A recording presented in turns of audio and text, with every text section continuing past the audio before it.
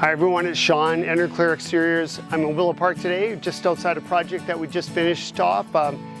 They had woodpecker problems in their stucco, so we were able to go over it with James Hardie siding, and we maintained the insulation under their stucco, so they keep the wall, the R value, so help out this winter. And plus they have the woodpecker-proof wall now with the James Hardie siding, woodpecker, hail, etc., etc. Lots of custom finishing around the taps and the vents, as we always do. Project went really well. People are happy with the color. It matched some existing stonework they have in the front, and we topped it off with a board and batten on their garden shed.